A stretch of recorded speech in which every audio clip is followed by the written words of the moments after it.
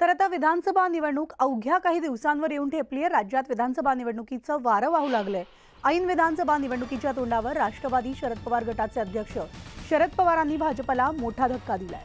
समरजित घाटगे आज शरद पवारांच्या राष्ट्रवादीमध्ये प्रवेश करणार आहेत। पवारांच्या उपस्थितीत ते कमळ सोडून तुतारी हाती घेणार आहेत। तत्पूर्वी महाविकास आघाडीच्या जिल्ह्यातील नेत्यांची घाटगेंनी भेट घेतलेली आहे आणि देवेंद्र फडणवीस यांचे पश्चिम महाराष्ट्रातील जवळचे सहकारी म्हणून घाटगे यांची ओळख आहे। समरजित घाटगे यांचा राष्ट्रवादी शरद पवार गटातील पक्षप्रवेश भाजपसाठी मोठा धक्का मानला जातो।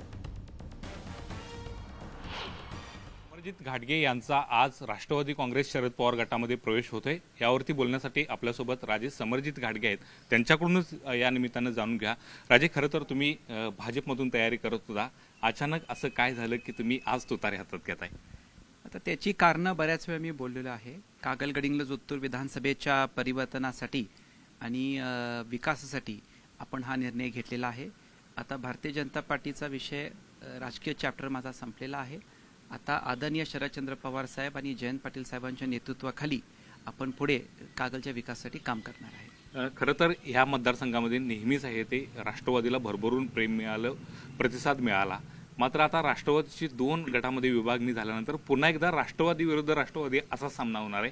काय एकूणच चित्र या मतदारसंघामधले पाहायला मिळते?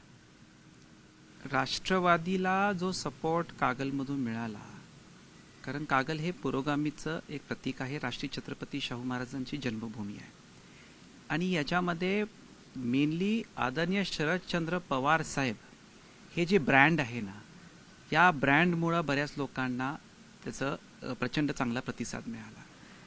येणारी जी आता इलेक्शन आहे हे राष्ट्रवादी वर्सेस राष्ट्रवादी आहे का नाही, आदरणीय शरदचंद्र पवार साहेब यांच्या नावाने आता ही इलेक्शन होणार आहे। वस्तात येत आहेत अशा पद्धतीचे फलक आहेत ते पाहायला मिळाले। खरं तर वस्तात एक डाव नेहमीच आहे ते राखून ठेवतात। आज नेमकं कागलमधल्या गैबी चौकात काय होईल, काय वाटते? कारण कार्यकर्त्यांच्यामध्ये प्रचंड उत्साह आहे ते दिसून येते। प्रचंड उत्साह आहे। मी याला असं म्हणून बघतो की हे परिवर्तनाचं मुहूर्तमेढ आहे आणि त्यासाठी आदरणीय शरदचंद्र पवार साहेब असं कुठलाच प्रवेश त्यांनी घेतला नाही। फक्त कागलसाठी ते गैबी चौकातून सभा घेतात। ह्याच्यामध्ये सगळ्यात महत्त्वाचं आज मीडिया हे सगळं कव्हर का करते, मेनली बिकॉज असा कुठलाच प्रवेश पवार साहेबांनी सगळे ऑफिसमध्ये केलेत। फक्त कागलसाठी ऑल द वे ते गैबी चौकातून सभा घेत आहेत आणि लोकेशन पण त्यांनी ठरवलं।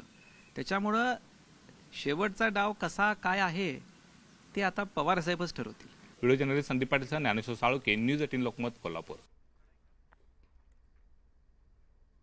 आणि आता बातमी, माजी आमदार केपी पाटील शरद पवारांच्या भेटीला आलेले असून अजित पवार यांना दुसरा धक्का बसण्याची शक्यता आहे। केपी पाटील अजित पवारांच्या राष्ट्रवादीचे नेते आहेत, तर एवाय पाटील सुद्धा शरद पवार यांच्या भेटीला आलेले आहेत। एवाय पाटील यांनी काही दिवसांपूर्वी अजित पवार गटाला सोडचिठ्ठी दिलेली होती। आपण अजित पवारांसोबत कधीच गेलो नव्हतं असं केपी पाटलांनी म्हटलंय आणि मी आधीपासूनच शरद पवारांसोबत असल्याचं त्यांनी सांगितलंय। मात्र आता लोकसभेला महायुतीचे उमेदवार संजय मंडलिक यांचा केपी पाटील यांनी प्रचारही केलेला होता। जिल्ह्यात हसन मुश्रीफ यांच्या सोबत काम करणार अशी भूमिका यापूर्वी केपी पाटलांनी घेतलेली होती।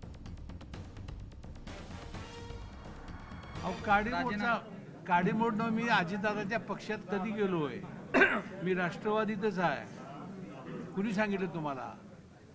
मी कधीही शरद पवार गटाचा राजीनामा पूर्वी दिलेला नव्हता। नवीन प्रवेश नाही माझा।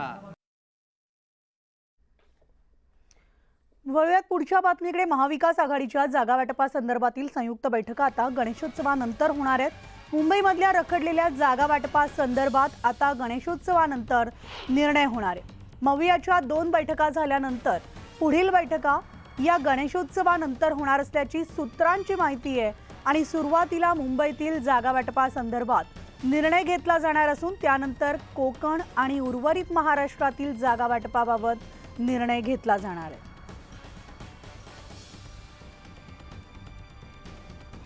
आता गणेशोत्सवाची एकदा लगबग सुरू झाली की सगळेच मुंबईचे नेते बिझी होतात। त्याच्यामुळे हे सगळं गणेशोत्सवानंतरच होईल आणि असं आहे की निवडणुका आता नोव्हेंबरपर्यंत तर काय होत नाहीत, त्यामुळे लगबग करून काय फायदा आहे असं दिसत नाही आणि त्यामुळे त्या मतदारसंघातच बांधले जातो आपण। त्याच्यापेक्षा त्या हळूहळू गेलेलं बरं आहे. बातमी आहे शरद पवार गटाचं मुंबईमध्ये आंदोलन असून शक्ती कायदा तात्काळ पारित करण्याची मागणी केली जाते. आंदोलनामध्ये सुप्रिया सुळेंचाही सहभाग आहे आणि मंत्रालयासमोर पवार गटानं हे आंदोलन केलेलं आहे.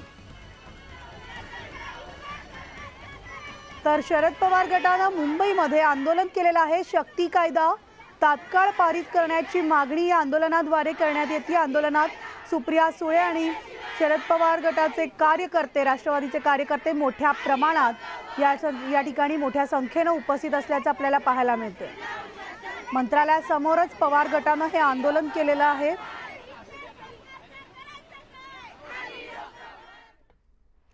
बातमी पुण्यामध्ये वासुदेव कुलकर्णी नामक व्यक्तीची हत्या करण्यात आली होती आणि आता पोलीस चौकशीमधून धक्कादायक माहिती समोर आली आहे. वायफाय न दिल्यामुळे हत्या केल्याचं आरोपीच्या चौकशीमधनं उघड झालं. हडपसर परिसरात ही हत्या झाली. तर वासुदेव कुलकर्णी यांनी वायफाय न दिल्याच्या रागातून त्यांचं ठेचून या ठिकाणी निघून खून करण्यात आला. यामधील एक आरोपी सज्ञान असून 3 अल्पवयीन आहेत. हडपसर पोलिसांनी आरोपीला अटक केली आहे.